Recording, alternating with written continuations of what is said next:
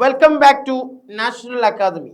NIOS SSLCയിലെ social സയൻസിലെ മൂന്നാമത്തെ അധ്യായമായിട്ടുള്ള മോഡേൺ വേൾഡ് 1 എന്നുള്ള അധ്യായമാണ് നമുക്ക് ഇനി ഒരു വീഡിയോയിൽ പറയാനായിട്ടുള്ളത്. നമ്മൾ കഴിഞ്ഞ 2 അധ്യായങ്ങളും വളരെ വിശദമായി പഠിച്ചവരാണ്. ഒന്നാമത്തെ അധ്യായമായിരുന്നു അതിപുരാതന ലോകം, അൻഷ്യന്റ് വേൾഡിനെ കുറിച്ച് നമ്മൾ പഠിച്ചു. അതുപോലെ തന്നെ രണ്ടാമത്തെ അധ്യായം മധ്യകാലഘട്ടത്തെ കുറിച്ച് പഠിച്ചു. ഇനി ഈ 2 അധ്യായത്തിനു ശേഷം മൂന്നാമത് അധ്യായമായിട്ടുള്ളത് മോഡേൺ വേൾഡ്, ഒരു പുതിയ കാലഘട്ടത്തെ കുറിച്ചാണ് നമ്മൾ പഠിക്കാനുള്ളത്. നമ്മളൊക്കെ മനസ്സിലാക്കിയതുപോലെ തന്നെ 4-ാം നൂറ്റാണ്ട് മുതൽ സാംസ്കാരിക ഭൗതിക മേഖലകളിൽ യൂറോപ്പ് ഗണ്യമായ മാറ്റത്തിന് ഒരുങ്ങി. പിന്നീട് ഈ മാറ്റങ്ങൾ ആധുനിക ലോകത്തിന്റെ ഉദയത്തിന് സഹായിക്കുകയും ചെയ്തു. സാമൂഹിക രാഷ്ട്രീയ മേഖലകളിൽ ചിന്തയ്ക്കും യുക്തിവാദത്തിനും പ്രോത്സാഹനം നൽകി. ജീവിതത്തിന്റെ സമസ്ത വീക്ഷണങ്ങളെയും ബാധിച്ച നവോത്ഥാനത്തിന്റെ കാലമായിരുന്നു ഇത്. യുക്തിചിന്തയുടെയും ശാസ്ത്രീയ അന്വേഷണത്തിന്റെയും ഒരു കാലം അറബ് നാടുകളിൽ നേരത്തെ തന്നെ തുടങ്ങിക്കഴിഞ്ഞിരുന്നു. എന്നാൽ ഈ നവോത്ഥാന കാലം ലോകത്തെ മുഴുവൻ ബാധിച്ച ഒന്നായിരുന്നു. ഫ്യൂഡൽ വ്യവസ്ഥിതിയുടെ തകർച്ചയോട് കൂടിയാണ് ആ മാറ്റങ്ങൾ കടന്നു വരുന്നത്. സമൂഹത്തെ ആധുനികമാക്കിയ ആ മാറ്റങ്ങളെയും വികസനത്തെയും കുറിച്ച് ഈ പാഠഭാഗത്തിൽ നമുക്ക് പഠിക്കേണ്ടതായിട്ടുണ്ട്.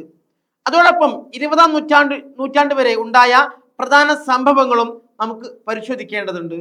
ആദ്യമായിട്ട് നമുക്ക് പറയാനുള്ളത് ഫ്യൂഡൽ വ്യവസ്ഥിതിയുടെ തകർച്ചയെക്കുറിച്ചാണ്.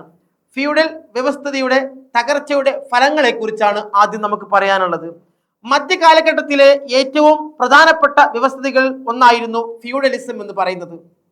കഴിഞ്ഞ പാഠത്തിൽ നമ്മളൊക്കെ പഠിച്ചതുപോലെ തന്നെ ഈ ഒരു ഫ്യൂഡൽ വ്യവസ്ഥിതിയുടെ തകർച്ചയെക്കുറിച്ചും അതിൻ്റെ എന്താണ് ഫ്യൂഡൽ വ്യവസ്ഥ എന്നൊക്കെ കഴിഞ്ഞ അധ്യായത്തിലൂടെ നമ്മൾ മനസ്സിലാക്കിയിട്ടുണ്ട്.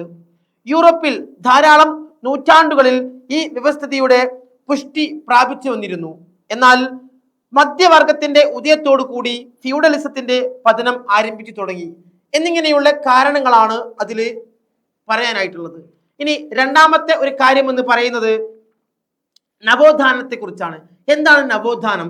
നവോത്ഥാനം എന്ന് പറഞ്ഞാൽ സാമൂഹിക രാഷ്ട്രീയ മേഖലകളിൽ ചിന്തക്കും യുക്തിവാദത്തിനും പ്രോത്സാഹനം നൽകിയ യുക്തിചിന്തയുടെ തുടക്കമായിരുന്നു അത്. ആധുനിക കാലഘട്ടം നവോത്ഥാനം, മതനവീകരണം എന്നീ 2 പ്രസ്ഥാനങ്ങൾക്ക് ഈ കാലഘട്ടം സാക്ഷ്യം വഹിച്ചിട്ടുണ്ട്. ഇനി അടുത്തതായിട്ട് പറയാനുള്ളത് മതനവീകരണത്തെ കുറിച്ചാണ്. മതനവീകരണം. മൂന്നാമത് പറയാനുള്ളത് ശാസ്ത്രത്തിന്റെ വികസനത്തെക്കുറിച്ചും പുതിയ സ്ഥലങ്ങളുടെ കണ്ടെത്തലുകളെ കുറിച്ചൊക്കെ വിശദമായി നമുക്ക് പഠിക്കേണ്ടതായിട്ടുണ്ട്. ഇത്രയും കാര്യങ്ങളാണ് ഈ ഒരു മൂന്നാമത്തെ അധ്യായമായിട്ടുള്ള മോഡേൺ വേൾഡിൽ നമുക്ക് പഠിക്കാനുള്ളത്. ഇതിൽ പ്രധാനമായും ചോദിക്കുന്ന ചോദ്യങ്ങൾ എന്ന് പറയുന്നത് വിപ്ലവങ്ങളുടെ കാലഘട്ടത്തെ കുറിച്ചാണ്.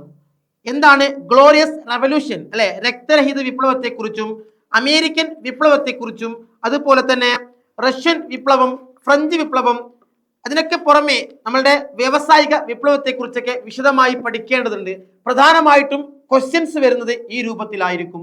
ഇതുവരെ പഠിച്ച കാര്യങ്ങൾ ഇതിനേക്കാൾ ഉപരി അറിയാനും പഠിക്കുവാനും താല്പര്യമുള്ള വിദ്യാർത്ഥികളാണ് നിങ്ങളെങ്കിൽ നിങ്ങൾ ഞങ്ങളുടെ നാഷണൽ അക്കാദമിയിൽ ജോയിൻ ചെയ്ത് അഡ്മിഷൻ ഉറപ്പുവരുത്തുക.